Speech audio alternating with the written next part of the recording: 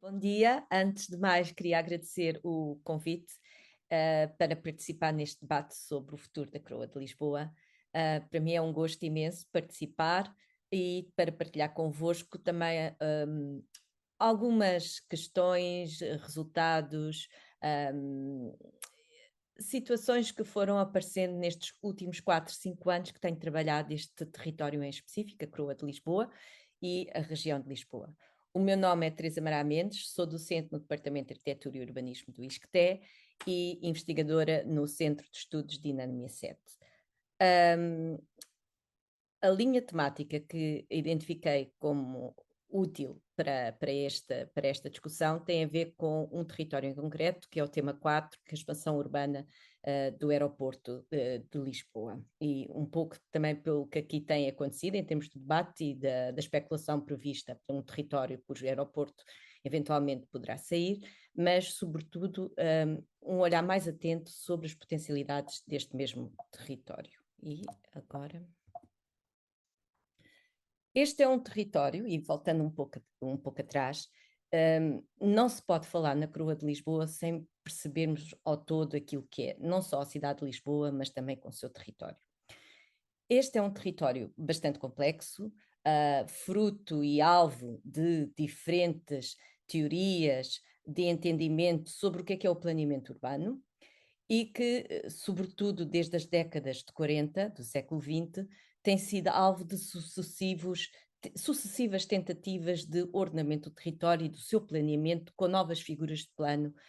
a serem implementadas. Eventualmente, aquela que teve um impacto maior à escala de todo o território, por ter sido a primeira que abraçou neste contexto aquilo que é denominada hoje um território que cobre eventualmente aquilo que são os limites atuais da atual área metropolitana de Lisboa e corresponde mais ou menos a tudo aquele território que é coberto pela região de Lisboa. Refiro-me aqui ao plano da região de Lisboa, lançado e enunciado pelo arquiteto urbanista Etienne de Croé, que a trabalhar na Câmara de Lisboa e a mando e a convite do Ministro das Obras Públicas de então, elabora aquilo que vai ser o primeiro plano da região de Lisboa e de todos os seus e de todas as suas tensões, nomeadamente todas aquelas que eram as linhas periféricas, linhas suburbanas, que hoje correspondem também às grandes áreas suburbanas de Lisboa, a linha de Sintra, a linha de Cascais, Setúbal, Almada, Costa da Caparica, Ericeira, Mafra, por aí fora. Pronto. O que é que isto tem de paradigmático? Isto tem de paradigmático este plano, porque foi ao mesmo tempo que planeia aquilo que é a extensão urbana da cidade de Lisboa, tem também um olhar atento por aquilo que é a proteção de um território de cariz rural, que também havia dentro da nossa própria cidade de Lisboa e que o porquê eu trago aqui coincide também com partes do território cobertos por onde hoje se localiza o aeroporto de Lisboa e toda aquela área especulativa que agora está à volta da Croa de Lisboa. Portanto, temos um primeiro plano, em 1948, que foi iniciado em 1938, um plano de extensão da região de Lisboa. A este plano seguiu-se ainda antes do período revolucionário de 74, ainda na década de 70, temos aquele, ainda sobre as mãos de Salazar, temos aqui um outro plano regional para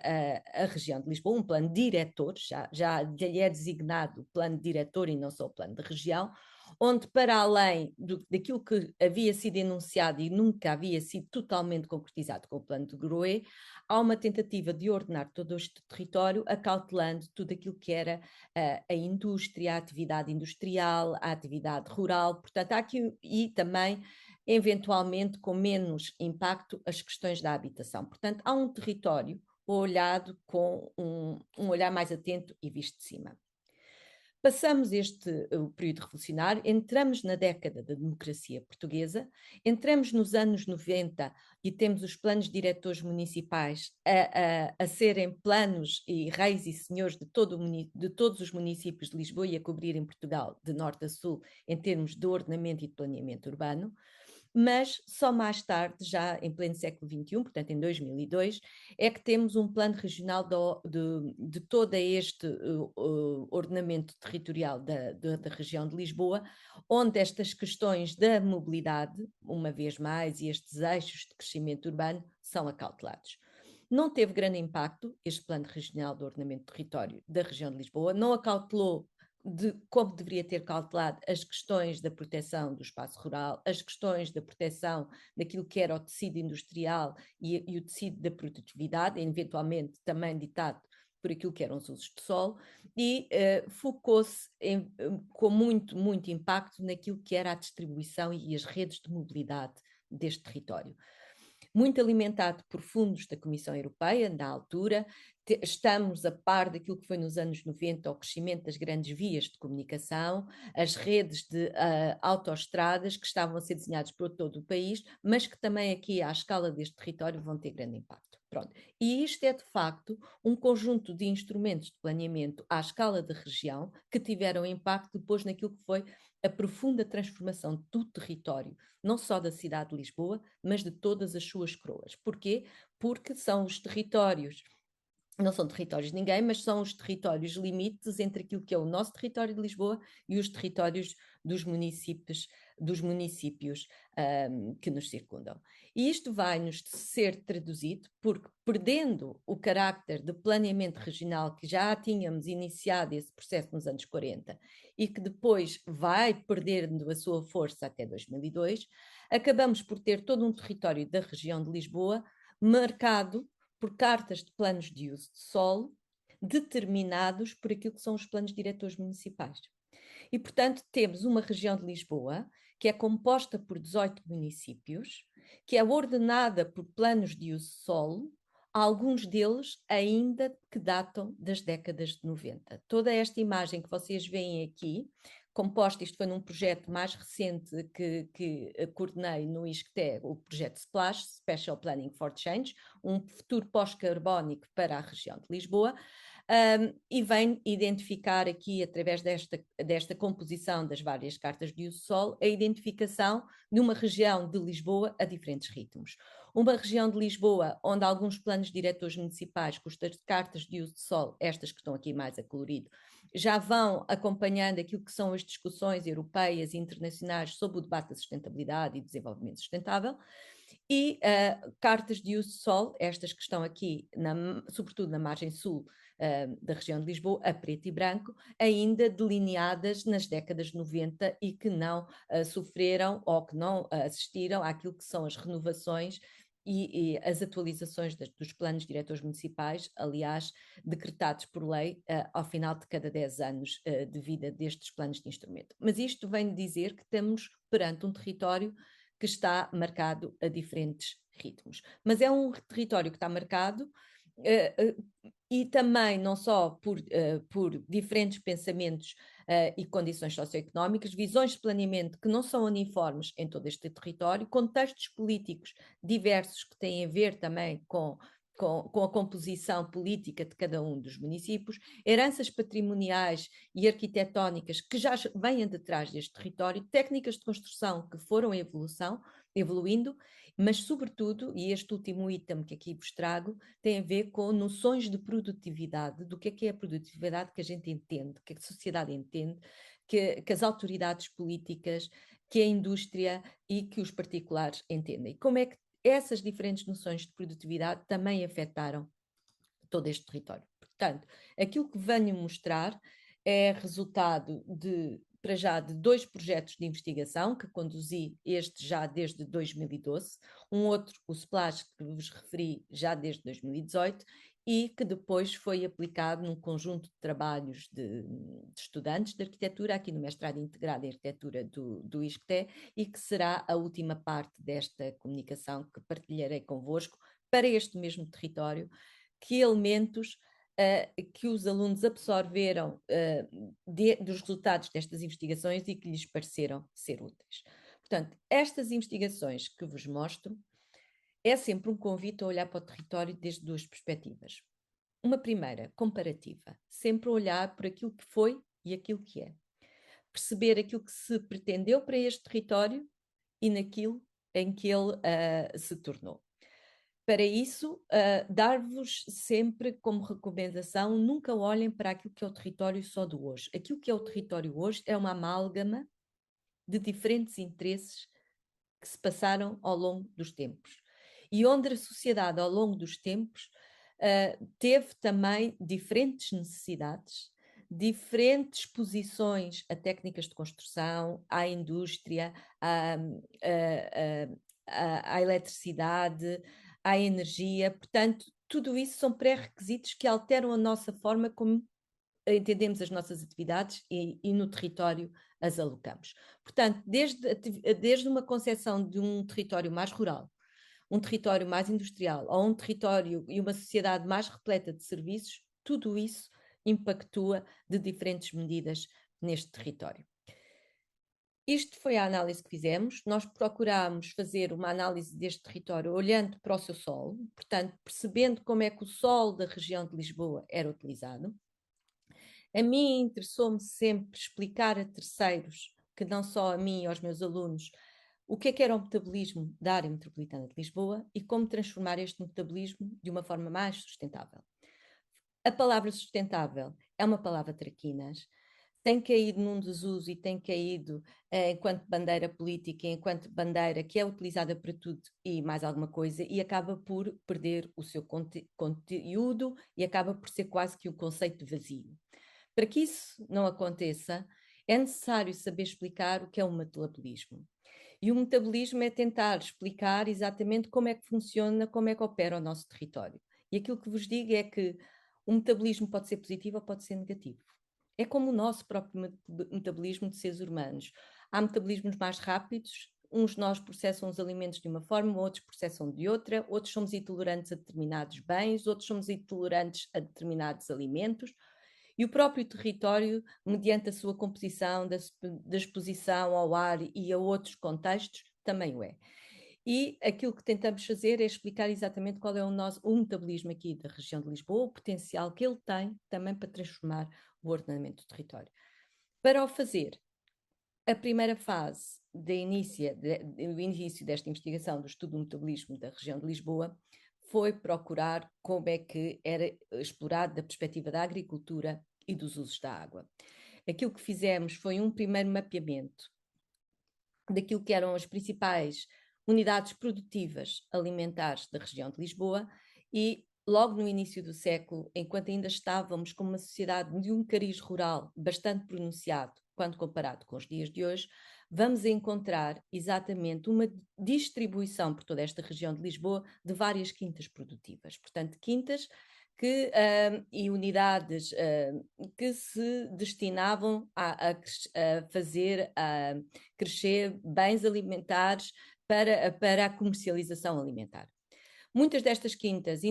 algumas delas ainda se localizam. Curioso é notar, e daí o trazer esta imagem em particular, a grande concentração não só aqui na zona oriental de Lisboa, mas também na sua própria Croa Norte, onde hoje se localiza o aeroporto de Lisboa. Mas também na margem sul, Setúbal, Almada e por aqui fora até Ericeiras, Mafra, há ainda todo este tecido muito vincado em termos dessa produção. Algumas hortas que também se localizavam junto a esta área dos olivais e da Croa Norte de Lisboa, e isto era a Lisboa que tínhamos em termos de produtividade agrícola em 1900. O que acontece é que a par desta produção agrícola, com quintas, com pequenas hortas urbanas, há também a necessidade de dotar este território daquilo que são instrumentos necessários para manter aquela atividade produtiva. Manter hortas urbanas, manter quintas agrícolas, manter estes tipos de território necessitava que a sociedade tivesse promovido, na altura, um investimento bastante robusto naquilo que era infraestruturas de condução e de acesso à água. Portanto, tudo aquilo que vocês aqui veem ponteado a diferentes tons de azul são elementos de água, portanto, construídos pelo homem, não estão ali caídos do céu, para isso temos a água caída da chuva, mas, sobretudo, aqui nesta Croa Norte, o conjunto de infraestruturas que foram construídas localmente, incluindo aquedutos aéreos, aquedutos subterrâneos, reservatórios de água, nascentes, fontes, poços com engenhos mecânicos, tanques, azanhas, aeromotores, depósitos de água elevados. Portanto, há todo um conjunto de infraestruturas que são delineadas, e estamos a falar já de 1940, mesmo nas vésperas do primeiro plano regional da região de Lisboa ter sido delineado, um conjunto de infraestruturas que já estavam disponíveis no território, que já tinham sido construídas entre 1900 e 1940, para possibilitar tudo isto. Fazemos agora aqui um enfoque a Lisboa e temos, exatamente numa altura em que o nosso aeroporto ainda não estava construído, temos todo este território junto à Croa Norte, onde há um maior peso de todas estas infraestruturas e que ainda lá estão. Portanto, é um território que já está infraestruturado, de certa maneira, com elementos que nos permitem o acesso à água para a manutenção desse. O que acontece entre 1940 e os dias de hoje, e é o que eu digo aos meus alunos, era tão bom que isto ainda tivesse e pudesse ser utilizado, mas a água que escorre nos lençóis freáticos de muitas destas infraestruturas já não tem a mesma qualidade que tinha em 1940. Isto porque, em cima de todo este solo, então, houve um processo de massificação de construção ilegal, construção legal, mas cujos alicerces se construíram sem as adequadas proteções em termos de saneamento e, portanto, muita desta água que poderia hoje alimentar toda esta fonte produtiva agrícola está inquinada e precisa de ser tratada. Voltando atrás, também aqui em Lisboa, só para mostrar um pouco em maior detalhe, não só tínhamos as quintas, que são estes elementos vermelhos que ponteiam aqui este mapa, como os pontos azuis, que são as infraestruturas de água então identificadas, mas tínhamos também todo um mosaico agrícola dentro da própria cidade de Lisboa. Portanto, desde vinhas, terras lavradas, pinhais, olivais, hortas, jardins, cultivos de uso misto, árvores de fruto e vários outros, temos entre esta zona dos olivais e toda a Croa Norte, tínhamos um tecido produtivo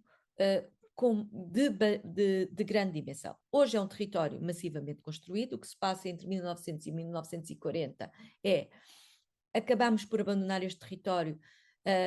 acabamos por o substituir o seu uso através de uma grande infraestrutura que tem a ver com a questão do aeroporto, mas à volta deste mesmo território, à volta deste aeroporto, muito deste tecido agrícola, deste mosaico agrícola que já era pré-existente, ele mantém-se. E mantém-se porquê? Porque quando da construção do aeroporto, há uma faixa de proteção que impede a construção, tem a ver com os voos, tem a ver com as trajetórias dos voos dos aviões, para que os edifícios não sejam construídos em altura, mas isto vai e faz crescer um fenómeno interessante, que é a manutenção da infraestrutura mosaica, agrícola, como de alguma da água, mas também a primeira grande mancha de crescimento de habitação de cariz ilegal, exatamente à volta de todo este território. E é esse território que, mais recentemente, eu e os meus estudantes temos nos estado a estudar e que agora aqui iremos partilhar. Portanto, este foi a primeira parte, portanto, foi o nosso primeiro impacto com este território, estudar o seu metabolismo naquilo que tem a ver com o uso do território da sua perspectiva agrícola e da sua perspectiva de acesso à água, das infraestruturas delineadas para manter esse mosaico agrícola. Mais recentemente, já em 2012, 2014, estive envolvida também na coordenação aqui no Dinamia 7 de um outro projeto, o SPLASH, Special Planning for Change, portanto um projeto já com fundos europeus, com o plano Compete, que nos financiou, e aquilo que era pretendido neste era tentar perceber como promover políticas de planeamento que para uma futura cidade com baixo carbono, não dependendo de combustíveis fósseis, como temos estado a registrar em termos de evolução do planeamento, e com o conhecimento que trazíamos já do projeto anterior, do projeto MEMO, que estudou o metabolismo de Lisboa, aquilo que nos propusemos com este projeto foi entender como é que a questão do planeamento poderia ela própria integrar princípios do metabolismo, que já sabíamos como ler, como interpretar no território. Agora, como interpretar e como traduzir nos instrumentos de planeamento. Uma das formas que identificámos como mais eficazes de o fazer foi promover através da discussão daquilo que é o sistema alimentar. Portanto, temos um território que tem um elevado potencial de produção agrícola e em Lisboa e na região de Lisboa isso é bastante visível e já passo a explicar esta imagem que aqui temos. E aquilo que fizemos foi, então vamos mapear aquilo que é o sistema alimentar na região de Lisboa. E quando eu falo um sistema alimentar, é um sistema que, tal como o sistema urbânico, como o sistema hidráulico, com o sistema de mobilidade, o sistema de parque habitacional, é um sistema complexo, que tem um princípio, um meio e um fim, e o princípio começa por aquilo que é a produção, portanto, onde é que são os territórios e onde é que são os passos que permitem que este sistema alimentar opere e que possa ser a questão de produção possa ocorrer. Passa depois por várias outras fases, como a distribuição dos alimentos, o processamento dos alimentos, a comercialização destes alimentos e depois também o descarte e a reciclagem. Portanto, é um sistema que funciona em ciclo fechado. Aquilo que fizemos com este mapeamento foi tentar perceber nesta região de Lisboa onde é que estão áreas de produção, áreas de comercialização, de descarte, e isso é possível identificar-se em Lisboa. Umas estão em mau estado, outras têm um potencial enorme em ser revitalizado, e foi exatamente nesse pretexto que publicámos este livro, o Atlas do Sistema Alimentar da região de Lisboa, um pouco já com este ensejo de informar as autoridades públicas do potencial que o sistema alimentar tem para renovar os nossos próprios instrumentos de planeamento. Isto porque em todos os 18 PDMs da área metropolitana de Lisboa, são muito poucos aqueles que acautelam a questão do sistema alimentar nas suas diversas fases. E nós temos que o fazer, porque vivendo o mundo hoje como vive esta instabilidade política, militar que se vive, a segurança alimentar de qualquer cidade é um requisito base. E o sistema alimentar é a porta aberta para garantir a segurança alimentar na nossa própria região. E não podemos falar só na Coroa de Lisboa, não podemos só falar na cidade de Lisboa, porque os lisboetas dependem de uma região e essa região é o garante da segurança alimentar da nossa própria cidade. E agora vou-vos explicar esta imagem, que é uma imagem que resulta deste Atlas do Sistema Alimentar, e que coordenei, e tem um dos capítulos deste Atlas destinado àquilo que é o levantamento da agricultura urbana da região de Lisboa. Portanto, um dos elementos essenciais para a leitura do que são as áreas de produção. Embora produção não seja só a horta,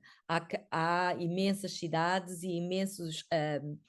países que têm áreas de produção ou dentro de edifícios, ou dentro de outros elementos, ou nos seus próprios telhados. Nova Iorque tem imensos telhados também com produção agrícola a ocorrer. Nós ainda não estamos nesse patamar porque temos muita disponibilidade de solo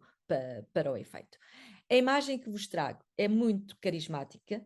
porque mostra-nos uma Lisboa em 2018, 2019, quando este inquérito à agricultura urbana foi finalizado, portanto isto já mesmo nas vésperas da pandemia do Covid ter decretado o nosso isolamento, mas nas vésperas desta pandemia, os usos e aqui o que vocês têm são concentrações, portanto estes pequenos círculos verdes são áreas de concentração da agricultura urbana registadas neste território, em 2019, e vemos em toda esta linha de Cascais, no seu interior, sobretudo mais para o interior, já depois entre a faixa da autoestrada e da linha de caminho de ferro de Lisboa-Cascais, mas também aqui já na linha de Sintra, e toda esta área que me parece de especial relevância e porque tem a ver com o tema da Croa Norte, é onde a gente registra a maior concentração de hortas urbanas em Lisboa. Algumas informais, outras nem tanto. Esta grande que aqui está, em Lisboa, é o Parque Agrícola de Chelas, portanto, de cariz municipal, mas depois temos toda uma outra concentração, mas é exatamente aqui na Coroa Norte de Lisboa, onde vamos assistir a uma grande concentração. E a gente questionou-se porquê. Algumas delas são de cariz informal, não são planeadas, mas são necessidades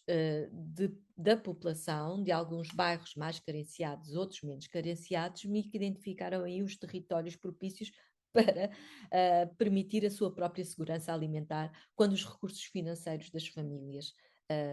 não eram os suficientes para dar resposta às suas necessidades de vida. E, portanto, aquilo que a gente vai aqui ver nesta imagem, que tem a ver com este levantamento que fizemos, foi um levantamento de tudo aquilo que é a área determinada nos planos de uso de solo dos planos diretores municipais, como áreas rurais, áreas de usos mistos, onde identificamos algum potencial de produtividade agrícola que ainda pode ocorrer, para expandir aquilo que ainda temos. A cinzento são áreas urbanas, portanto, a haver produtividade agrícola, terá que ser com outro tipo de uso que não apenas o uso do solo.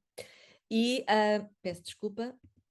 e a verde, então, as hortas urbanas que estão a ocorrer e que nos parecem de grande relevância, sobretudo aqui na Croa Norte.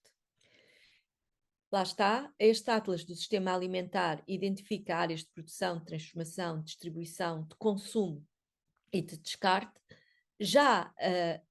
em funcionamento aqui na zona de Lisboa, e o seu elevado potencial para transformar de uma maneira mais sustentável, promovendo um metabolismo mais sustentável na zona de Lisboa. E nós temos território e temos disponibilidade para isso. Aqui o que é necessário é que o próprio planeamento absorva também ele, incorpore também ele estes princípios de urbanidade assentes nestas questões do metabolismo e da sustentabilidade. Porque vos falei sobre estas hortas urbanas e porque elas se concentram aqui nesta Croa Norte, junto ao aeroporto, achei que seria de bom tom mostrar-vos também aquilo que era a nossa Lisboa em 1974. Uma Lisboa cujo plano que aqui temos é uma carta levantada pelos arquitetos Nuno Teotónio Pereira e Pedro Viana Botelho, em 1974, e onde eles aqui registaram, numa carta à época, aquilo que eram habitação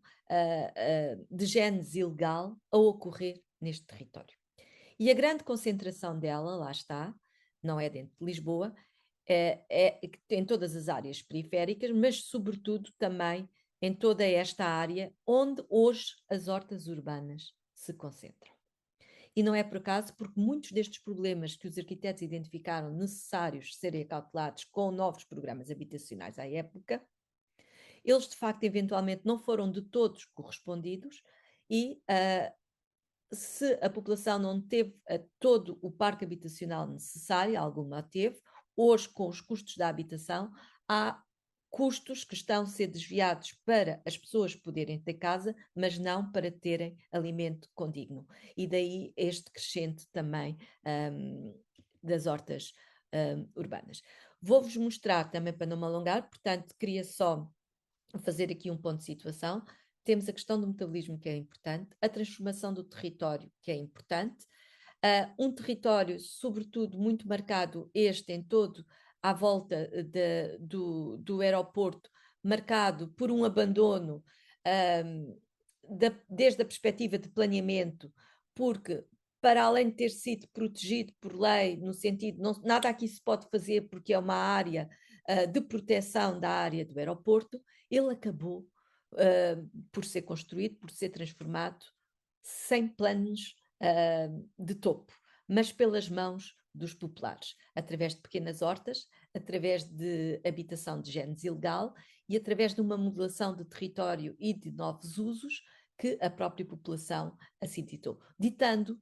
diversas escalas e velocidades de metabolismo aqui na região de Lisboa e que julgamos serem interessantes e serem oportunos de ser partilhados. Portanto, temos aqui uma zona que é marcada por uma forte e acentuada várzea, por algumas linhas de água, bairros de génese ilegal e que circundam todo este aeroporto, a zona de Camarate, bairro da Mina, temos aqui várias situações. E foi exatamente neste sentido que nestes 2 últimos anos, e é um território que é bastante complexo, aliás, porque tem também administrativamente já oscilado entre vários municípios. A região de Lisboa e os limites daquilo que é o município de Lisboa nem sempre foram aquilo como o conhecemos hoje. Portanto, há partes que hoje pertencem a Louros que já pertenceram a Lisboa e este foi, de facto, o território que estudámos. Portanto, embora nos dedicássemos ao estudo daquilo que são Louros, aquilo que tenho estado a conduzir com os meus alunos nos últimos 2 anos foi toda a coroa norte de Lisboa, que parte deste território hoje já pertence a Louros, mas que fomos estudar alguns destes bairros que se situam exatamente neste território, nomeadamente este exemplo, o bairro de Carcamarate, que fica mesmo do lado de trás do aeroporto, e vários outros, para tentar perceber o que é que se passou entre 74 e os dias de hoje nas transformações deste território e como é que as populações se acautelaram. É um território complexo, fruto de um repensar sobre aquilo que era o papel da habitação. Há aqui muitos projetos de SAL e alguns projetos de alojamento de retornados, isto depois do regresso de alguns colonos a Portugal, e que se vêm a situar exatamente aqui, nesta Coroa Norte, porque os terrenos estavam disponíveis, porque muita habitação de génese ilegal já ali estava a decorrer e era necessário, à época, controlar aqueles territórios. Portanto, havia uma intenção de se limpar aquele território e a génese ilegal estava a acontecer porque, precisamente, aqui nesta coroa do aeroporto. Não quer dizer que tenha sido extinta, tal como o mapa a planta de Teotónio Pereira e do Pedro Viana Botelho nos mostra, até aos dias de hoje. Tudo isto ainda muito se mantém. E aquilo que junto dos meus estudantes temos feito foi precisamente perceber quais são as condições de produtividade deste território, qual é que é o património existente neste território. Ele é bastante diverso e tem um potencial enorme. Por exemplo, o Carcamarate, o dito bairro aqui mesmo por detrás da região de Lisboa, vamos identificar muitas potencialidades, oportunidades, ameaças, isto em virtude de uma SWOT análise que fizemos, muito em virtude de como é que as pessoas se sentem nesses bairros, que equipamentos lhes fazem falta, e há muito que está sendo utilizado em termos de pequena produção agrícola, de pequenos equipamentos, que não têm, sim, uma escala que a gente possa dizer é idêntica a outros pedaços de cidade. Funciona muito em pedaços de cidade muito particulares. Mas isto tem um potencial imenso, porque este território tem um potencial grande de se mostrar políticas de planeamento alternativas às aquelas que são atuais, tirando partido daquilo que é a riqueza do próprio território, dos seus próprios recursos e daquilo que a população dela já lá faz. E é exatamente nessa linha de frente que os alunos se propuseram, não só na dita promoção de pequena agricultura de pequena escala nos territórios produtivos ainda em vigor, existentes, das linhas de água ainda existentes, na promoção de espaços canais que liguem todo este território que está bastante fragmentado, não só pela sua topografia, mas sobretudo por este isolamento social entre os vários núcleos, e não há que tirar as pessoas de cá, há que redesenhar todo este território no sentido de promover toda esta linha de contínuo agrícola, contínuo cultural, que já Gonçalo Ribeiro Teles propunha no seu plano verde para Lisboa. E, portanto, eu acho que aqui nesta Croa Norte temos um potencial imenso de refazer todos esses corredores verdes aqui neste território. E é exatamente nessa linha de frente que os alunos se têm promovido, identificando também um outro bairro que aqui está muito bem perto, o bairro de Santo António, aquilo que é as grandes clivagens que este território da Croa do Norte também nos mostra, que são estes grandes fossos, fundos de vale bastante acentuados, que limitam estas populações e estas diferentes comunidades que aqui habitam. E, portanto, o que há a fazer é pontes de comunicação entre estas várias populações, promovendo aquilo que é o seu potencial maior, que é o seu uso agrícola, que já desde os anos 40 aqui funcionava, promover espaços de encontro para que esta população possa ela própria se acautelar. A mesma coisa num outro bairro, bairro das Loureiras, que fica também nesta parte oriental desta Croa Norte e que nos mostra precisamente isto, estes isolamentos, mas o enorme potencial agrícola que estes bairros têm e que hoje esse território é considerado de nada. Portanto, são territórios abandonados porque o planeamento não vê essa potencialidade que o sistema alimentar pode aqui proporcionar. E os territórios que isto era, que mostra de facto que esta habitação precária que ainda persiste nestes territórios pode ser retrabalhada, acautelada, mas que a vida possa ser devolvida a estes bairros. Um outro, isto já é um pouco mais a norte, já bem dentro do município de Loures, mas o Catolojal, e que fica aqui perto disto, e que é um trabalho bastante interessante, feito por um grupo de alunas que se interessou bastante pelo tema e que, na sua SWOT análise, identificaram estas oportunidades, até de uma forma bastante humorística, para chamar a atenção da população e das autoridades sobre o potencial deste território, mas trago-vos este trabalho sobretudo por uma outra situação. Já não tem a ver com a questão da agricultura urbana, com os espaços de convivialidade e com os espaços de permeabilidade e de conexão cultural que os trabalhos anteriores mostravam, mas também no enorme potencial que é a expansão urbana de toda esta Croa, na expansão daquilo que é a ligação da cidade de Lisboa através deste eixo norte que aqui está, a todo um território que já lá existe, mas que está segregado de Lisboa em termos de mobilidade, não só devido à topografia, mas a divisões administrativas que nos dias de hoje não fazem sentido, quando na verdade isto é um território cujo contínuo natural e contínuo cultural deveria ser bastante mais pronunciado. Tal como fiz no início desta conversa, a gente nunca deve deixar de olhar para um território e para ver aquilo que eram as suas raízes. Portanto, mostro-vos aqui duas cartas, uma de 1900 e outra de 1940, que mostra todo este território da Croa Norte de Lisboa, a sua cariz agrícola, rural e também os vários núcleos, pequenas povoações que aqui já existiam e que foram ganhando densidade ao longo dos tempos. E é exatamente nestes pequenos territórios, como Camarate, Unhos, Apelação, Sacavém, onde mais tarde, nos tempos de democracia em 1970, 74, quando estes novos bairros que aqui vimos, Bairro Sal e vários outros, foram aqui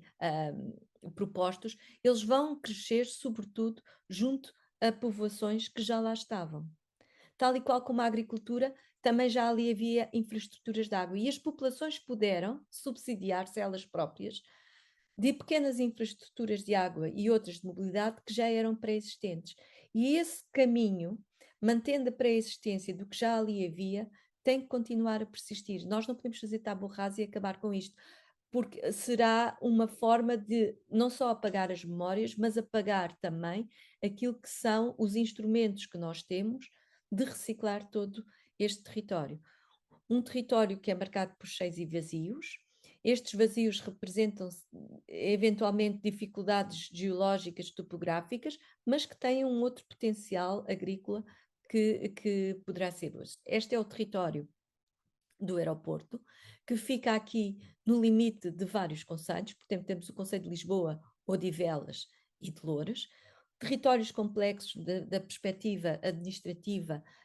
para gerir tudo isto, mas nós não nos podemos apenas gerir os territórios por via de instrumentos de planeamento, mas também por aquilo que ele nos dita, pelas suas condições biofísicas, topográficas, geológicas, mas sobretudo pelas povoações comunitárias que ali já estão desde há muito. Temos aqui um conjunto também que nos mostram as freguesias de Úidos, de Camarate, de Apelação e os vários bairros que temos estado aqui no Isqueté a estudar e que mostram de facto o elevado potencial que todo este território tem tido.